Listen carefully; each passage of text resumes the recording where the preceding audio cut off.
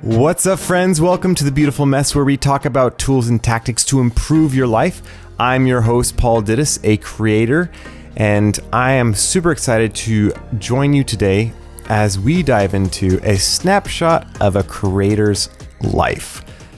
Maybe you've been interested in starting something creative. Maybe you are a creator, but I thought I'd share a little bit kind of behind the scenes of what it's like to be a creator and maybe some tactics that you can use to become a better creator.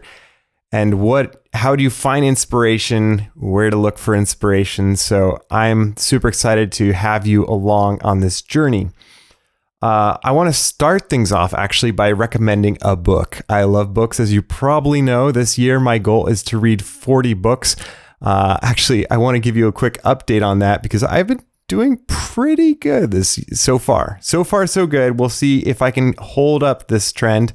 Right now, let me pull it up here for you.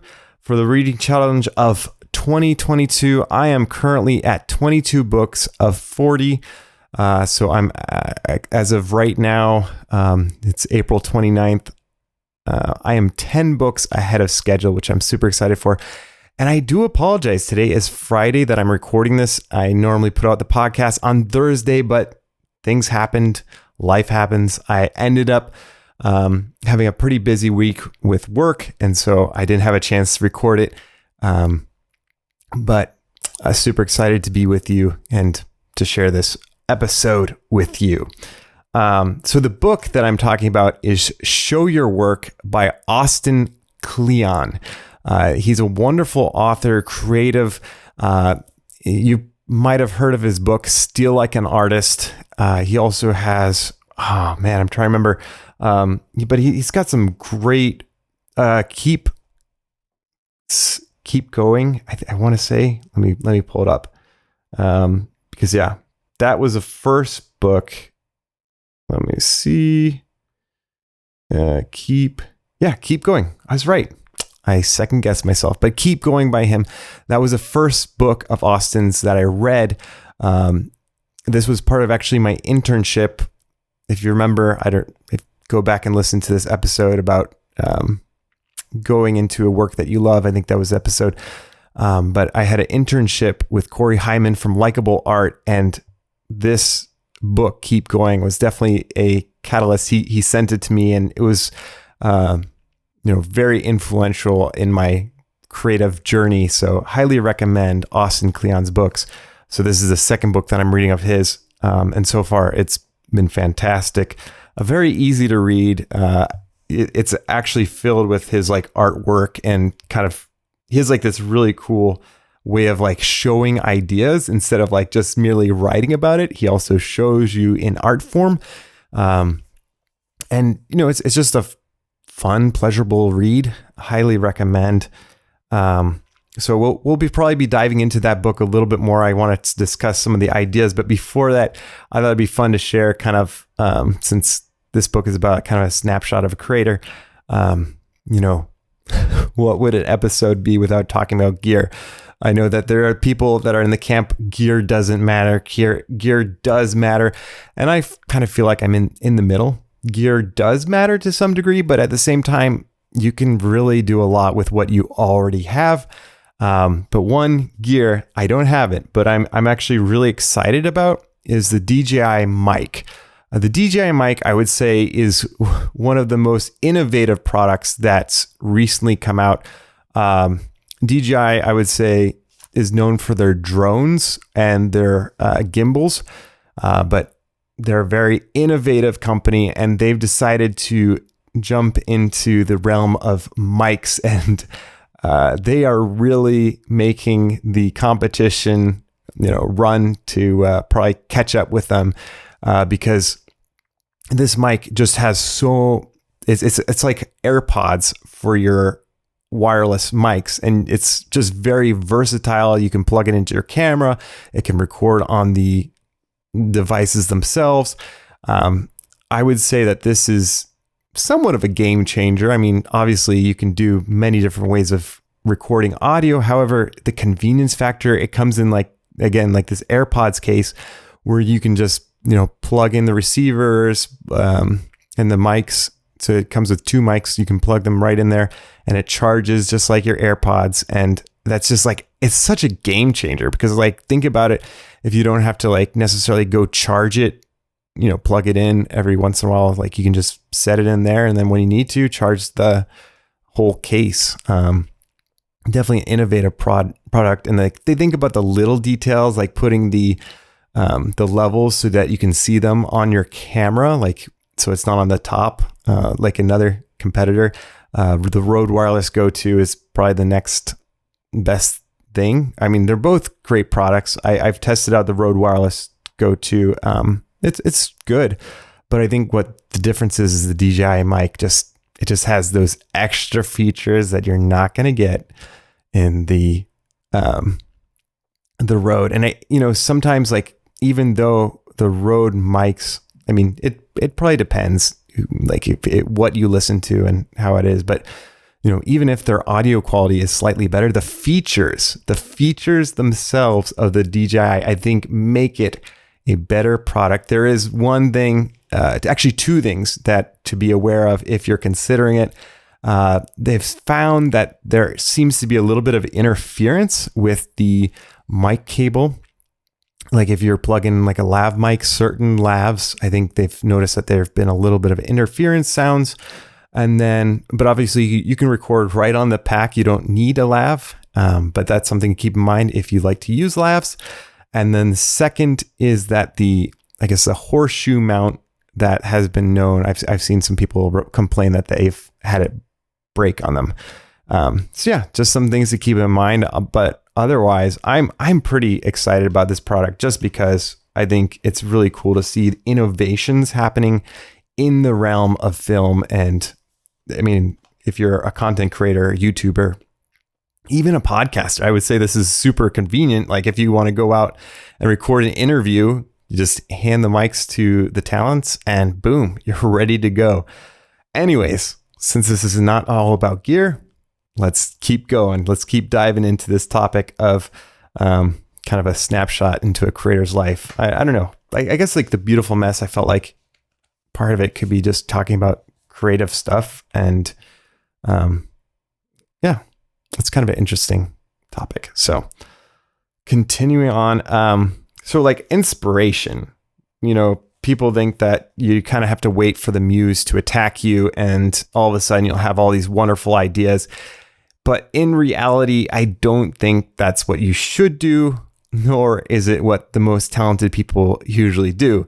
You think about musicians, they have to put in the hours to become great at what they do. They're not like banging their head against the piano waiting for some magical moment to all of a sudden ignite. You really do have to sit down and put in the work. Same thing with writers. If you want to be a good writer, you got to sit down, put in the work. Obviously, it's something like you can, just try to keep doing the same thing over and over again. There are times where you have to pivot and realize, maybe you are making a mistake while you're sitting down. But like the idea is that if you sit down, you're more likely to make progress than if you never sit down and start making work, because you're never going to realize what those mistakes are if you never basically do your work, show your work, as the Austin Kleon's book. So it's so important to just show up every single day, put in the work. Even if you start out terribly again, like you're going to learn as you go, you're going to realize the mistakes that you made, and you have to strike after inspiration, not wait for it to strike you. I think that's something important to keep in mind. Don't wait for it, go after it. The other thing is learn continually. Read books. If you're interested in creativity, read a book like Austin Kleon or Creativity Inc. That's another great book. There's many, many wonderful books readily available. And maybe you find something in your field. Just keep reading, keep watching YouTube videos, YouTube University. I'm a big fan of that. But find ways to continue learning in your field. Maybe you're working on a project. Think about something that you can maybe add to that. Maybe you've seen other creators in your field do something And you're like, I wonder how they were able to do that. So maybe look up a tutorial on doing exactly that. So that's a good way of growing in your field so you don't become stagnant. And be disciplined. That's the other thing. It's like you can obviously, again, like just wait for things to come to you, but the more disciplined you are, the more you're able to just sit down and do the thing and commit to it, the more likely you are to make progress and to become a better artist or whatever you're working on. I mean, even if it's something unrelated to art, if it's maybe a field of engineering, who knows? But the more you can be disciplined about it, maybe set aside a certain time of day that you're working on it, the more likely you're going to succeed in improving and developing your skills in that category. The other thing I would recommend as a artist or creative is kiss it. You don't always have to make life complicated. And so my suggestion to you is to kiss it. Keep it simple. So don't look to just make things complicated for the sake of being complicated. Again, this is where gear comes in. Oftentimes with, for example, filmmaking, you can think, how can I, add this new, because I think this new, gizmo is going to add so much, and you end up like making it so complicated that it's so hard to start. I'm thinking back to when I started my YouTube channel.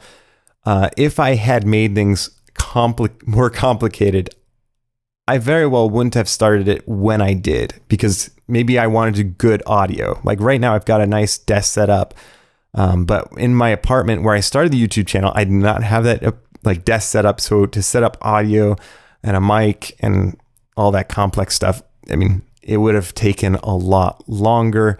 So sometimes you have to like realize that getting started is sometimes more important than making it perfect. I'll just say this again. I love this thing. It's like progress, not perfection. Again, I like to thank Matt Ragland for that little tidbit of wisdom. And as you go along, oftentimes you think,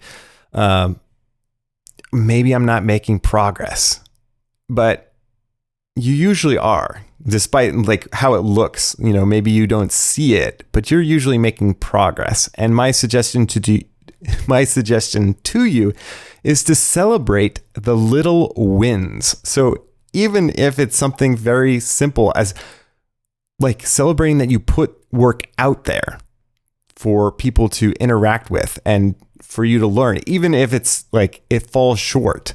Actually, right before recording this, I saw this. I'm trying to remember the person. Anyways, like this person showed a picture of them in this space where they were going to give a talk, and only 2 people showed up. And, you could imagine how disheartening. They had like prepared, and I think they made stickers and things like that. And only 2 people showed up. And then below that picture, they had a picture of this, I think the same venue. It might have been a different room, but it was filled with, I think they said 6,000 people. 6,000 people. You went from 2 people to 6,000. I want to say, maybe it was a long period of time between those 2, but I mean, if he would have given up, like if he would have been like, look, there's only 2 people showing up to my event, like there's no point continuing. The same thing with like if you're starting a YouTube channel or a podcast, like if you only get 2 listens, that could be very disheartening. I know what it feels like. And so like just realizing that you got to stick with it if you want to become good. And so that's my encouragement to you, is celebrate the little wins, even if it's not, the wins aren't necessarily metrics, focus on the things that you can control. Although I do like to celebrate metrics too. Like, when I hit a new metric on YouTube, maybe I get hit a new amount of subscribers, views, whatever. I like to celebrate that too. I'm a big fan of celebrating the small wins. And I highly encourage you to do the same. And let me talk about, people often have a hard time finding a voice, or what they'll talk about or what they'll pursue. And that's, I hear it from people that I know personally, that it's hard to find your niche, for example, or what you're passionate about. And what I'd recommend is actually something that I recently read in Show Your Work, and something I've just been an advocate of, is like, you just have to get started. Get started messy, the beautiful mess. Here we are. But the honesty is like, I love this quote from the book. It's like, you can't find your voice if you don't use it. Again, what is it? You can't find your voice if you don't use it. So you really need to hunker down and just be comfortable using your voice. Share, even if it's with one friend, like, you got to start somewhere, and obviously within reason, like, don't share something that's not, you feel comfortable posting. But like, obviously, if you're making progress, even if you're not like Picasso yet, it's cool for people to see your progress, the baby steps to success. And, it's fascinating. I've heard it from other YouTubers, is like, the question of, should you get rid of old videos? And one person's response was like, you should leave it there, because it's kind of a testament to how much you've progressed as an artist, as a YouTuber. And I think that's kind of neat for people to see, that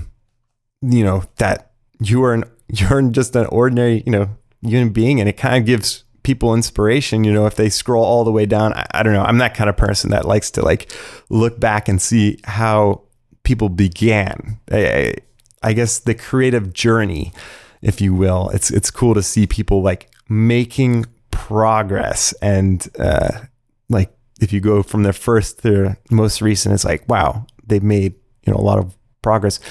And the other thing that I want to encourage you is that make whatever you do human. I mean, that it sounds obvious or maybe stupidly simple, but sometimes we can make, you could put on a facade, or you can put on a face to make things look or feel a certain way. I mean, obviously that there's like a stylistic thing, but at the same time, it has to be you. It has to be authentic. Otherwise, people can see right through it. I mean, you see YouTube videos, and like, probably within the first 30 seconds, if that, 10 seconds maybe, whether like this is genuine, content that's being delivered by somebody that's like authentically interested in talking to you, the audience. So I just encourage you, just be human in whatever it is. Like, this, yeah. There are many people that I feel like do that well. Some examples that come to mind is Potato Jet, and Gene, I think is his real name. But Potato Jet on YouTube, he's just hilarious, and he's just like, I don't know, he just seems very down to earth.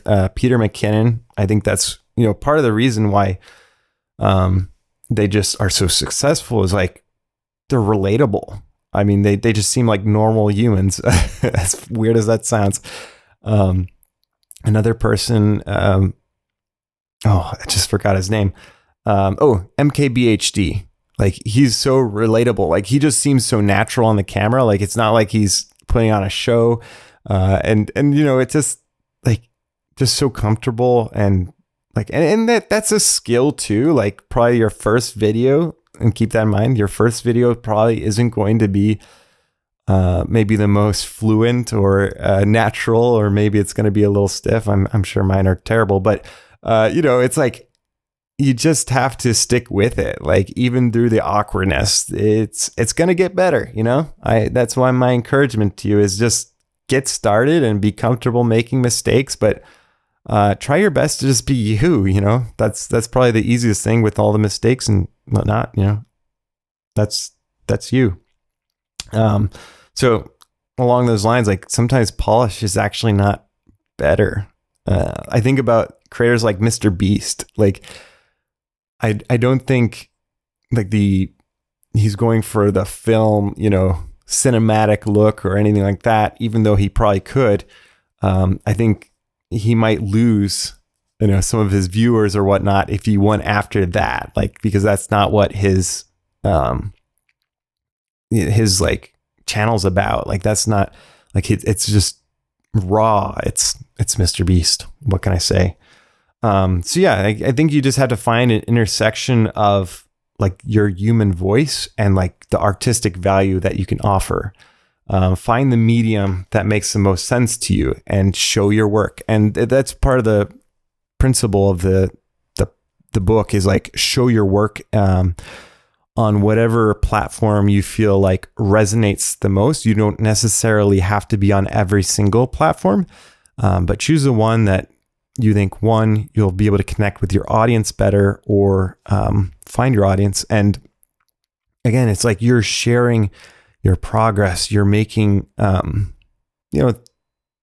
allowing people into your creative process, if you will. And I hope that this podcast is a little bit of that as we dive into topics. It's a little bit raw. We're just like kind of figuring this out together, and I welcome you aboard.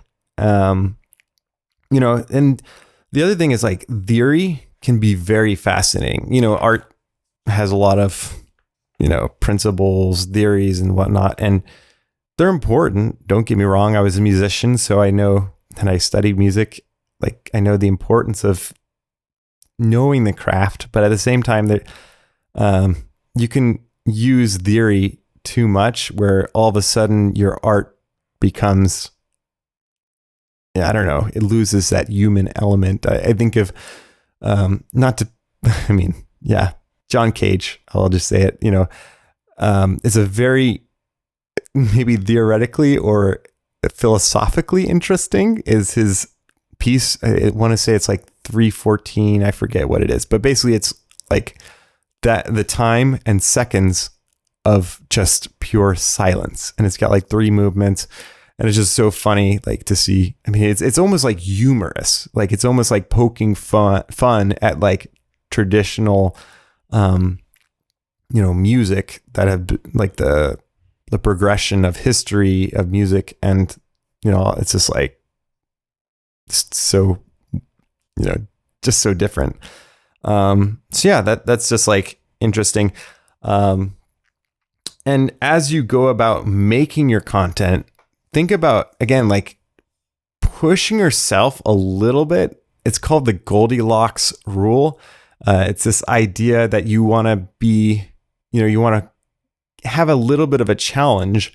Otherwise, you're not going to make progress, and you're going to kind of get bored if you're not like pushing yourself. However, if you try to do something 10 times where you are currently, you're probably going to get frustrated, annoyed, and you're just going to drop out. But if you can find that kind of sweet spot just a little bit ahead of where you currently are, you're going to make progress. You're going to find joy and, energy in doing those things.